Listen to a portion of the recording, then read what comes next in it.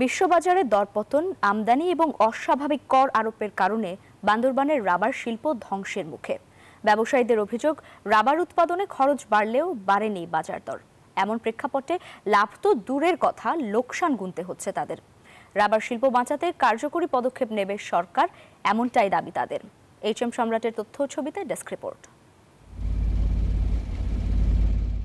দেশের রাবার উৎপাদনের অন্যতম বান্দরবানের নাইক্ষ্যংছড়ি উপজেলার বাইশারি ইউনিয়ন।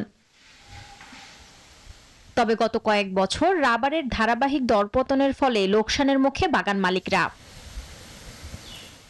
ব্যবসায়ীদের অভিযোগ, রাবার উৎপাদনে খরচ বাড়লেও বাজারে দাম পাচ্ছেন না তারা। এক সময় যে রাবার বাগানে প্রতি কেজি 320 থেকে 350 টাকা বিক্রি হতো, বর্তমানে বিক্রি হচ্ছে প্রতি কেজি 200 থেকে 220 টাকায়। সরকার বিদেশ থেকে রাবার আমদানি করায় দাম কমে গেছে দাবি তাদের। রাবারের একটা নির্ধারিত রেট সরকার কর্তৃক নির্ধারিত হোক। আমাদের আসলে বাগানের যে পরিমাণ খরচ হয়, পেপার শ্রমিকের বেতন যা দিতে হয়, ওটা দিয়ে আমরা পুষে উঠতে পারতেছি না। কিছু মাসে দাম কমে যায়, কিছু মাসে কি দাম উঠে যায়। এখন আমরা কাজ করতে যাইও কি আমরা সঠিকভাবে বেতন পাচ্ছি না। পাচ্ছি না মানে বেতন যদি এরা যদি না পায় আমাদের দেবে কিভাবে? ব্যবসায়িক সিন্ডিকেটের কারণে রাবারের দামটি কখনো স্থিতিশীল থাকে না। এটা যদি সরকার নির্ধারিত করে দেয় যে রাবারের কেজি প্রতি মূল্যে এরকম বিক্রি হবে আর নির্ধারিত মূল্যে, তাহলে শ্রমিকদের যে মূল্যটা পায়, বাগান মালিক যারা কষ্ট করে পরিশ্রম করে যারা বাগানগুলো করছেন তারা হলে সঠিক মূল্য পাবে।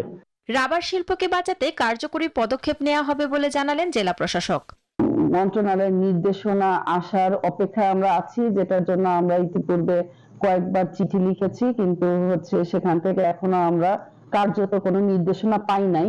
এই নির্দেশনাগুলো প্রপারলি আসলে আমরা, আমার মনে হয় এই তাদের যে সমস্যাগুলো হচ্ছে এটা আমরা মিটিগেট করতে পারবো অচিরেই। রাবারের দাম বাড়ানোর বিষয়ে সরকার দ্রুত উদ্যোগ নেবে, এমন দাবি ব্যবসায়ীদের। Desk report, news 24।